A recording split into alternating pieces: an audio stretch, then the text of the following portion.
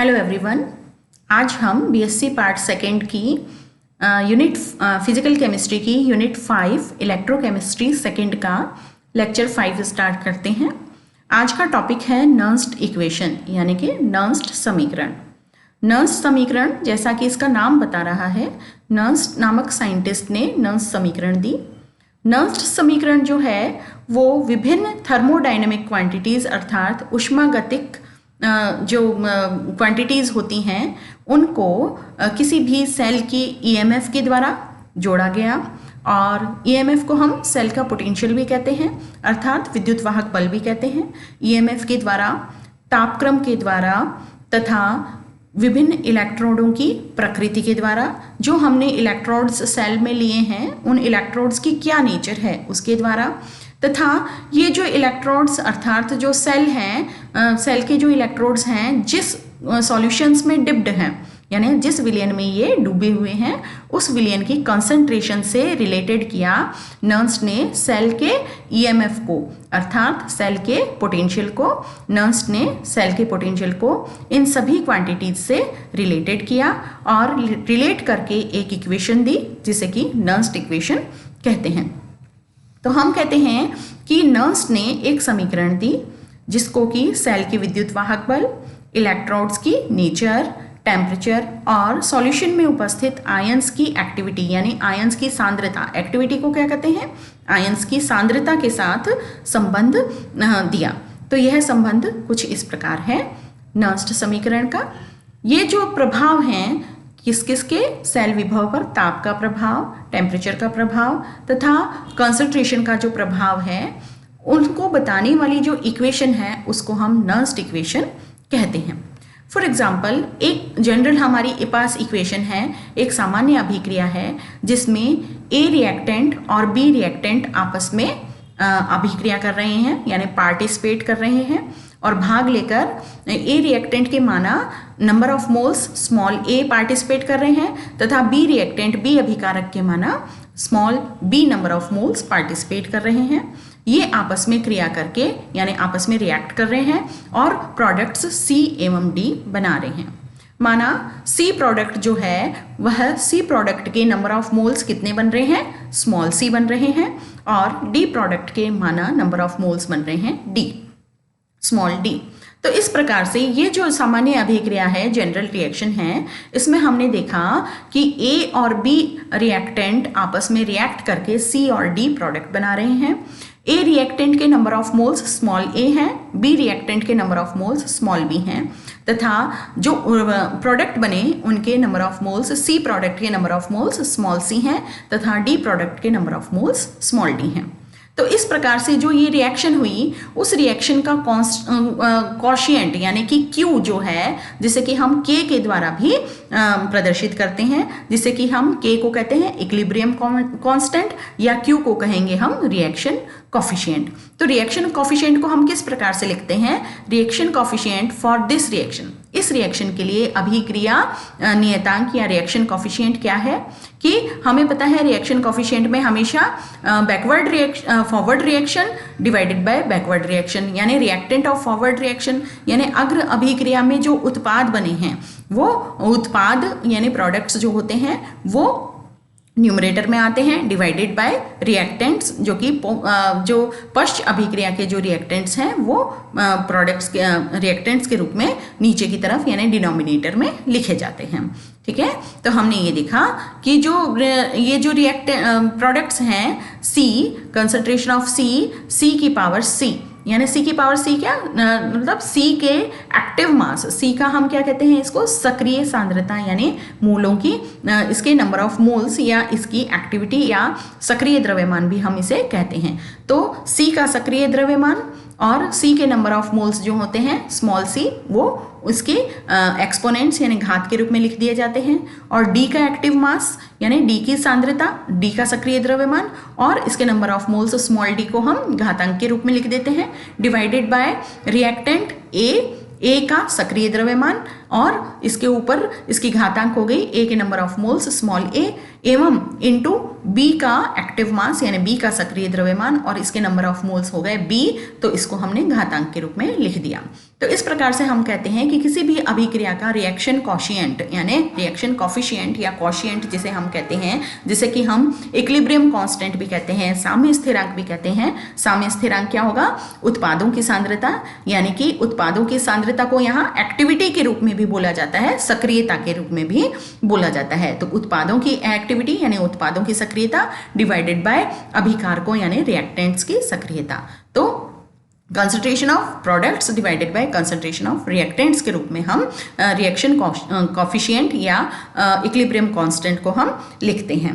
तो इस प्रकार से हमारी इस अभिक्रिया के लिए हमें पता है कि मुक्त ऊर्जा परिवर्तन change in free energy change हमेशा कितना होता है? Delta G is equal to delta G zero RT ln Q।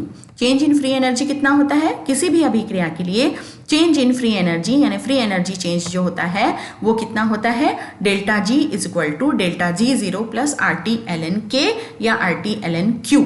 K या Q समान है, K इक्विलिब्रियम कांस्टेंट है और Q रिएक्शन कॉफिशिएंट है, जो कि जिनकी की वैल्यू एक ही होती है, सिमिलर होती है, समान होती है। तो हमने ये कहा कि इस अभिक्रिया के लिए मुक्त ऊर्जा परिवर्तन यानी डेल्टा जी की वैल्यू क्या हो जाएगी? Delta G is equal to delta G zero plus RT ln Q। अब हमें पता है कि डेल्टा जी क्या है? डेल्टा जी है फ्री एनर्जी चेंज यानी उस अभिक्रिया के लिए मुक्त ऊर्जा परिवर्तन। और हम मुक्त ऊर्जा परिवर्तन क्या होता है? मुक्त ऊर्जा परिवर्तन जो होता है, यह मुक्त ऊर्जा परिवर्तन हमने लास्ट लेक्चर में पढ़ा था कि किसी भी अभिक्रिया के लिए फ्री एनर्जी चेंज मुक्त ऊर्जा परिवर्तन जो होता है वह -NFE के बराबर होता है। मुक्त ऊर्जा परिवर्तन किसके बराबर होता है? -NFE के बराबर होता है, जहां N नंबर ऑफ इलेक्ट्रॉन्स हैं। उस सेल अभिक्रिया में कितने नंबर ऑफ इलेक्ट्रॉन्स का ट्रांसफर हुआ है यानी कितने इलेक्ट्रॉन्स ट्रांसफर हुए हैं, N वो है नंबर ऑफ इलेक्ट्रॉन्स का मान है। F जो है ये फेराडे कांस्टेंट है। F क्या है? फेराडे कांस्टेंट है, जिसकी वैल्यू 96,500 कूलम्ब होती है। 96,500 कूलम्ब होती है फेराडेज कांस्टेंट F की वैल्यू। और ई सेल क्या है? ई सेल है इस सेल का विभव या पोटेंशियल ऑफ द सेल का विभव यानी E cell potential of the cell है। ठीक है, तो इस प्रकार से हमने कहा कि किसी भी सेल के लिए, सेल अभिक्रिया के लिए फ्री एनर्जी चेंज जो होता है उसकी वैल्यू होती है -NFE सेल। अब हम आते हैं डेल्टा जी जीरो पर। डेल्टा जी जीरो क्या है? डेल्टा जी जीरो जो है वह यहाँ स्टैंडर्ड स्टेट में फ्री एनर्जी चेंज है, यानी कि मानक अवस्था में मुक्त ऊर्जा परिवर्तन है उस अभिक्रिया के लिए। उस अभिक्रिया के लिए मानक अवस्था में मुक्त ऊर्जा परिवर्तन यानी स्टैंडर्ड स्टेट का फ्री एनर्जी चेंज है। जबकि कब होगा ये स्टैंडर्ड स्टेट का फ्री एनर्जी चेंज? जबकि रिएक्टेंट्स और उत्पादों की एक्टिविटीज या कंसंट्रेशन कितनी होगी? यूनिट होगी, इकाई होगी। ठीक है, तो डेल्टा जी जीरो क्या है? डेल्टा जी जीरो मानक अवस्था में मुक्त ऊर्जा परिवर्तन का मान है, की वैल्यू है। और यह इसकी वैल्यू कब आती है? जबकि अभिकारकों एवं उत्पादों यानी रिएक्टेंट और प्रोडक्ट्स की एक्टिविटीज यानी सक्रियताओं की वैल्यू कितनी हो? इकाई हो। इस प्रकार से हमने देखा जो डेल्टा जी जीरो है यानी free energy, standard free energy change है, उसकी वैल्यू कितनी होगी? -NFE0 सेल के बराबर होगी। Delta G zero is equal to -NFE0 cell यानी -NFE0 सेल के बराबर होती है फ्री एनर्जी चेंज। और यहाँ E0 सेल क्या है? E0 सेल है मानक सेल विभव यानी रेफरेंस सेल विभव कह दो या सेल पोटेंशियल। मानक सेल विभव जो है वो E0 का मान है। तो ये डेल्टा जी जीरो हमें कब मिला? डेल्टा जी जीरो तब मिला जबकि हमारी रिएक्टेंट्स और प्रोडक्ट्स की एक्टिविटीज यानी सांद्रताएं कितनी थी? 1 थी, सक्रियताएं 1 थी। तो इसका मान जब 1 हो जाता है, तो जब सांद्रताओं का मान 1 हो जाता है तो ln Q का मान जो होता है वो कितना हो जाएगा? 0 और डेल्टा जी इक्वल टू हो जाएगा डेल्टा जी जीरो के बराबर। तो इसको हम कहते हैं स्टैंडर्ड फ्री एनर्जी चेंज यानी मानक अवस्था में मुक्त ऊर्जा परिवर्तन। ठीक है, तो अब यह जो डेल्टा जी की वैल्यू हमने लिख दी -NFE और डेल्टा जी जीरो की वैल्यू लिख दी -NFE0। ठीक है, तो हमने इन दोनों की वैल्यूज को प्लेस कर दिया यहाँ इस समीकरण में, delta G is equal to delta G zero plus R T L N Q. तो जब हमने इन दोनों की वैल्यू जब प्लेस कर दी तो हमारी इक्वेशन क्या बन जाती है, हमारी इक्वेशन बन जाती है इस प्रकार से कि डेल्टा जी की वैल्यू तो हमने लिख दी minus N F E cell और is equal to minus delta G zero की वैल्यू लिख दी minus N F E zero cell. और ई जीरो सेल क्या है, स्टैंडर्ड इलेक्ट्रोड पोटेंशियल या मानक विभव, मानक विभव या मानक EMF विद्युत वाहक बल भी कहते हैं हम, मानक विद्युत वाहक बल। तो हमने डेल्टा जी की वैल्यू लिख दी माइनस एन एफ ई के बराबर और डेल्टा जी जीरो की वैल्यू लिख दी minus N F E zero cell के बराबर, यानी ये ई जीरो सेल तो मानक सेल विभव है और ई सेल है सेल विभव, ठीक है, plus R T L N Q as it is हमारे पास रह गया। तो अब हमारी ये इक्वेशन है वो किस फॉर्म में आ गई। अब इस इक्वेशन को यदि हम एन एफ से डिवाइड कर दें, माइनस एन एफ से डिवाइड कर दें तो क्या आ जाएगा, इसको यदि हमने माइनस एन एफ से इस इक्वेशन को डिवाइड कर दी तो माइनस एन एफ से डिवाइड करने पर हमारा जो लेफ्ट हैंड साइड है इक्वेशन की वो क्या प्राप्त हो गई, E cell is equal to, अब इसको हमने माइनस एन एफ से डिवाइड किया तो यह हमारी राइट हैंड साइड की एक वैल्यू क्या आ गई, एन एफ से डिवाइड होके ई जीरो सेल आ गई और minus R T upon N F into L N Q. Q यहाँ रिएक्शन कॉफिशिएंट है यानी कि इक्विलिब्रियम कॉफिशिएंट भी या अभिक्रिया गुणांक भी हम इसको कहते हैं या साम्य स्थिरांक भी कहते हैं। तो इस प्रकार से हमारी जो फाइनल इक्वेशन है delta G is equal to delta G zero plus R T L N Q किस में परिवर्तित हो गई, E cell is equal to E zero cell यानी कि मानक इलेक्ट्रोड विभव minus R T upon N F L N Q. L N यहाँ नेचुरल लॉग है, ln जो कि है ये नेचुरल लॉग है और नेचुरल लॉग की वैल्यू जब हम रिप्लेस करते हैं log टू द बेस 10 से तो 2.303 से ये मल्टीप्लाई हो जाना है। तो मल्टीप्लाई जब हो जाता है तो हमारी क्या इक्वेशन आ जाती है, हमारी इक्वेशन आ जाती है कुछ इस प्रकार से, ये जब हमने जो नेचुरल लॉग है उसको हमने रिप्लेस कर दिया log टू द बेस 10 से तो हमारी इक्वेशन क्या बन गई, E is equal to E zero minus 2.303 R T upon N F. तो 2.30 तो हमने जब नेचुरल लॉग एल एन को हमने रिप्लेस किया लॉग से तब आ गया, इससे मल्टीप्लाई हो गया। आर है किसी भी गैस स्थिरांक है, अभिक्रिया का गैस स्थिरांक, आर जो है ये गैस स्थिरांक होता है, नेचुरल गैस कांस्टेंट होता है। टी टेम्परेचर है, अभिक्रिया का ताप है, किस टेम्परेचर पर अभिक्रिया हो रही है। एन है नंबर ऑफ इलेक्ट्रॉन्स जो कि ट्रांसफर हुए थे, किसी भी सेल अभिक्रिया में कितने इलेक्ट्रॉनों का ट्रांसफर होता है वो एन बताता है। और एफ है यहाँ फेराडे कांस्टेंट जिसकी वैल्यू है 96,500 कूलम्ब। और क्यू है रिएक्शन कॉशिएंट जिसे कि अभिक्रिया नियता कॉशिएंट गुणांक भी कहते हैं और इक्विलिब्रियम कांस्टेंट भी कहते हैं। और ई जीरो जो है वो स्टैंडर्ड पोटेंशियल है या स्टैंडर्ड ईएमएफ है या स्टैंडर्ड विभव है या स्टैंडर्ड विद्युत वाहक बल है। तो इस प्रकार से हमारी रिएक्शन जो इक्वेशन हो जाती है वो इस प्रकार से हमें प्राप्त हो जाती है, E is equal to E zero minus 2.303 R T upon N F into log Q. तो हमने यह समीकरण जो होती है यह समीकरण नर्स्ट समीकरण कहलाती है। यह समीकरण क्या कहलाती है, नर्स्ट समीकरण है। तो हम एक बार फिर से हम इसमें कहते हैं एन तो transferred number of transferred electron है ना, सेल अभिक्रिया में कितने इलेक्ट्रॉन ट्रांसफर हुए उन इलेक्ट्रॉनों की संख्या एन है। एफ फेराडेज कांस्टेंट है, टी परमताप यानी एब्सोल्यूट टेम्परेचर है और ई जीरो स्टैंडर्ड ईएमएफ है यानी मानक विद्युत वाहक बल कह दो या मानक विभव कह दो, ठीक है, या मानक सेल विभव या मानक विद्युत वाहक बल है, ठीक है, स्टैंडर्ड पोटेंशियल है। और यदि अभिकारक एवं उत्पादों की सांद्रता यदि अब इसमें इकाई कर दें हम, अब हम इस रिएक्शन में देखते हैं कि यहां देखिए, यहां नहीं,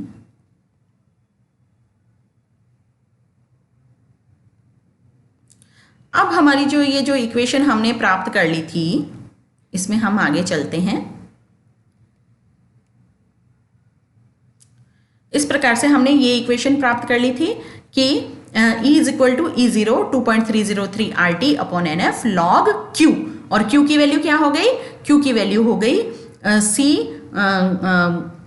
कंसंट्रेशन ऑफ सी यानी एक्टिव मास ऑफ सी, सी का सक्रिय द्रव्यमान की घातांक स्मॉल सी इंटू डी का सक्रिय द्रव्यमान और इसकी घातांक d, यानी एक्टिव मास ऑफ C की power C, active mass of D की power D divided by active mass of A की power small a into active mass of B की पावर B। यानी एक्टिव मास यानी सक्रिय द्रव्यमान, यानी सक्रिय द्रव्यमान कह दो या सक्रिय सांद्रताएं कह दो, बात एक ही होती है, ये एक ही होती हैं, ठीक है, समान बात है। तो हमने ये कहा कि यदि अब इस अभिक्रिया में पार्ट लेने वाले रिएक्टेंट और उत्पादों की सांद्रता यदि कितनी हो, एक हो, इकाई हो, यानी कि इनकी सक्रियताएं यानी इनकी सांद्रताएं कितनी हो, एक हो, सक्रियताएं एक हो, यानी कंसंट्रेशन ऑफ C का मान भी एक हो, कंसंट्रेशन ऑफ D का मान भी, यानी एक्टिव मास ऑफ C का मान एक हो, एक्टिव मास D का मान एक हो, एक्टिव मास ऑफ A का मान भी एक हो और एक्टिव मास ऑफ B का मान भी एक हो, तो क्या होगा, इन सब के मान इकाई होने पे ये वैल्यू कितनी हो जाएगी, ये वैल्यू हमारे पास, ये जो है इसकी वैल्यू कितनी आ जाएगी हमारे पास, इन सब का मान जब यदि हम एक के बराबर लिख देंगे तो यह सारी वैल्यू हमारी इक्वल आ जाएगी, इक्वल टू 1 और log 1 आ जाएगा, यानी कि log 1 आ जाएगा। और log 1 कितना होता है, log 1 की वैल्यू होती है क्या, log 1 की वैल्यू होती है 0, हमें पता है, और log 1 0 हो जाएगा, यहाँ log 1 की वैल्यू 0 हो जाएगी। तो ये पूरा जो फैक्टर है कौन सा, 2.303 RT अपॉन NF, ये जो पूरी वैल्यू है 2.303 RT upon NF and log 1, इसकी वैल्यू भी कितनी हो जाएगी, इसकी वैल्यू भी जो है टोटल वैल्यू जो है यह कितनी हो जाएगी, यह टोटल वैल्यू 0 के बराबर हो जाएगी। और इस टोटल की वैल्यू जब 0 के बराबर हो जाएगी तो हमारे को क्या प्राप्त हो जाएगा, हमें केवल प्राप्त हो जाएगा E is equal to E0 के बराबर प्राप्त हो जाएगा। क्या प्राप्त हो जाएगा, E is equal to E0 के बराबर हो जाएगा। अतः सेल रिएक्शन में जब रिएक्टेंट और उत्पादों की एक्टिविटीज यानी सक्रियताएं या सक्रिय द्रव्यमान या इनकी सांद्रताएं इकाई हो, यानी इनकी वैल्यू 1 हो, तो सेल का जो EMF है विद्युत वाहक बल ही मानक विद्युत वाहक बल कहलाता है। तब सेल का विद्युत वाहक बल जो E है, सेल का विद्युत वाहक बल ही मानक विद्युत वाहक बल कहलाता है, ठीक है। तो हमने क्या कहा कि जब इनकी सांद्रताएं इकाई हो जाती हैं तो सेल का विद्युत वाहक बल ही मानक विद्युत वाहक बल कहलाता है, E is equal to E0 के बराबर हो जाता है, ठीक है। हमने यहाँ यही देखा कि जब इनकी इकाई सांद्रताएं हो जाती हैं, यानी कि रिएक्टेंट्स और प्रोडक्ट्स की कंसंट्रेशन सांद्रताएं या सक्रियताएं एक हों, यानी इकाई इनका मान यूनिट हो, इकाई हो 1 हो, तो log 1 इज इक्वल टू 0 हो जाएगा। और log 1 0 हो जाएगा तो पूरा का पूरा factor 2.303 RT upon NF log 1, इस पूरे की वैल्यू 0 हो जाएगी। इस पूरे की वैल्यू 0 हो जाएगी तो हमारे फाइनली हमें क्या मिल जाएगा, हमें फाइनली प्राप्त हो जाएगा E is equal to E0। Final value क्या प्राप्त हो जाएगी, E is equal to E0 के बराबर फाइनल वैल्यू प्राप्त हो जाती है। तो इसका मतलब यह है कि सेल अभिक्रिया में जब अभिकारकों और रिएक्टेंट की एक्टिविटीज 1 हो तो सेल का विद्युत वाहक बल ही मानक विद्युत वाहक बल कहलाता है और एक निश्चित ताप पर E0 का मान कांस्टेंट होता है और यही सेल की एक कैरेक्टरिस्टिक प्रॉपर्टी होती है। तो हमने यहाँ पढ़ा नर्न्स्ट इक्वेशन क्या होती है और सेल का विद्युत वाहक बल कब मानक विद्युत वाहक बल के बराबर हो जाता है, ये दो चीजें हमने आज पढ़ी। तो इस प्रकार से हमने यह देखा कि नर्न्स्ट इक्वेशन क्या है। नर्न्स्ट इक्वेशन होती है E is equal to E0 minus 2.303 RT upon NF log C की एक्टिव मास ऑफ C की power C, active mass of D की power D divided by active mass of A की power A और divided by active mass of B की power B, यह हमने पढ़ा। तो ये जो सेल जो अभिक्रिया है, यह सेल अभिक्रिया जो है इसको हम नर्न्स्ट इक्वेशन को इस प्रकार लिख सकते हैं E is equal to E0 cell minus RT upon NF। और जब हम इनकी वैल्यूज को हम जब प्लेस कर देते हैं तो हमारे पास फाइनल इक्वेशन आ जाती है minus 2.303 RT upon NF log Q के बराबर आ जाती है। और अब यदि हम R की वैल्यू लिख दें 8.314 जूल, T की वैल्यू लिख दें 298 केल्विन टेम्परेचर और F की वैल्यू लिख दें फैराडेज कांस्टेंट की 96,500 कूलम्ब, तब हमें क्या प्राप्त हो जाता है, तब हमें इसकी वैल्यू जो है वो प्राप्त हो जाती है 0.0591 upon N। RT upon NF की वैल्यू क्या प्राप्त हो गई 2.303 RT/NF will be equal to 0.0591 N। ठीक है, तो इस प्रकार से हमें नर्न्स्ट इक्वेशन क्या प्राप्त हो गई, यह प्राप्त हो गई E is equal to E0 minus 0.0591/N log concentration of C, active mass of C की power C, active mass of D की पावर D डिवाइडेड बाय सक्रिय द्रव्यमान A की पावर A और डिवाइडेड एंड इनटू सक्रिय द्रव्यमान B की power B। तो इस प्रकार से हमें यह नर्न्स्ट इक्वेशन प्राप्त हो जाती है। तो आज का हमारा लेक्चर यहीं समाप्त होता है। धन्यवाद।